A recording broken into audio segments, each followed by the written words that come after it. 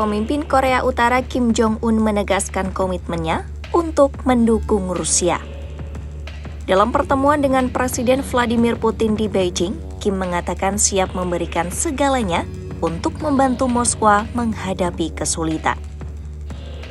Kim Jong-un sendiri tidak menyebut secara spesifik soal perang Ukraina. Namun ia menegaskan bila ada yang bisa dilakukan untuk rakyat Rusia, dirinya bersedia memikul beban tersebut dengan solidaritas persaudaraan.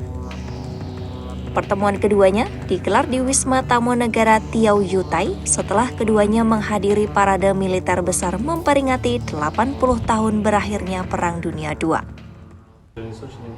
아까도 말씀드렸지만 내가 당신과 러시아 인민을 위해서 할 수 있는 것이 있다면 또 해야 되는 것이 있다면 그 형제적인 그 옹으로 우리가 감당해야 될 옹으로 간주하고 모든 걸 다해서 도울 용의가 있습니다. Putin dan Kim bahkan melakukan perjalanan dari resepsi formal menuju ruang negosiasi dengan menggunakan mobil yang sama. Sebuah simbol kedekatan kedua pemimpin ini semakin memperlihatkan hubungan erat Pyongyang dan Moskwa.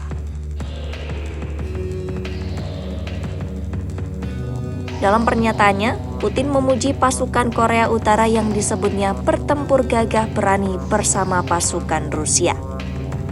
Mereka diklaim berhasil menghalau serangan Ukraina di perbatasan Kursk.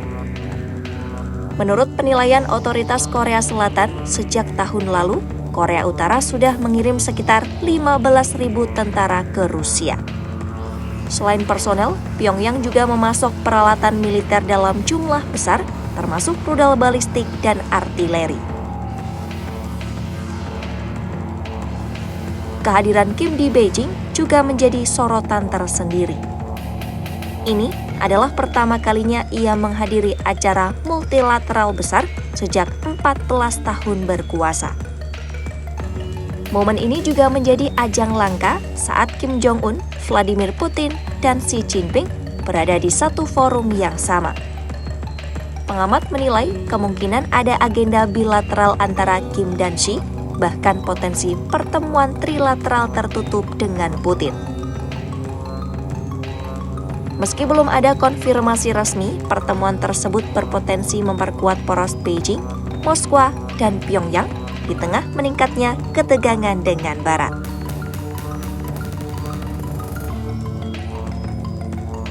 Bila ditarik ke belakang, hubungan Rusia dan Korea Utara bukanlah hal baru.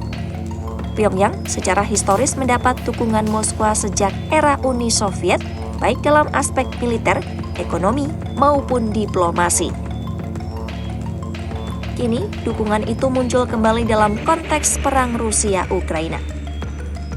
Pengiriman senjata dan pasukan Korea Utara dipandang sebagai strategi ganda. Di satu sisi, Pyongyang mendapat keuntungan ekonomi dari Moskwa, terutama berupa energi dan pangan. Sementara di sisi lain, Rusia memanfaatkan hubungan ini untuk menambah kekuatan tempurnya. Lantas, apa makna strategis dari pertemuan di Beijing kali ini? Dalam pertemuan Putin dan Kim kali ini, Kim seolah ingin menunjukkan bahwa Korea Utara bukan negara terisolasi. Dengan tampil di forum besar dan duduk sejajar dengan Putin dan Xi, Kim mengirim pesan bahwa Pyongyang masih memiliki sekutu penting. Sementara Rusia jelas, negara yang dipimpin Putin itu membutuhkan dukungan eksternal untuk melanjutkan invasinya ke Ukraina.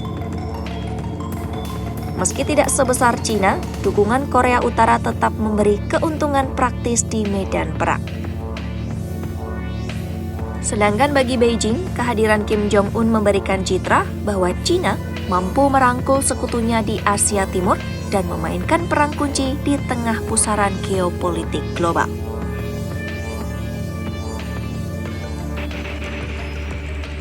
Namun, langkah ini tidak lepas dari resiko. Barat, termasuk Amerika Serikat dan Uni Eropa, mengecam keras kolaborasi Rusia-Korea Utara. Washington bahkan menuduh Pyongyang melanggar revolusi PBB dengan mengirim senjata ke Rusia. Sementara Korea Selatan dan Jepang juga semakin waspada. Patroli militer gabungan dengan AS di semenanjung Korea diperkirakan akan meningkat. Kim Jong-un sendiri tampak memanfaatkan momentum ini untuk memperkuat legitimasi domestiknya. Dengan tampil di panggung internasional bersama dua pemimpin besar dunia, ia berusaha menunjukkan kepada rakyatnya bahwa Korea Utara tetap diperhitungkan. Putin pun mendapatkan keuntungan citra politik. Dengan dukungan terbuka dari Kim, ia dapat menampilkan Rusia sebagai negara yang tidak terisolasi meski dikepung oleh sanksi Barat.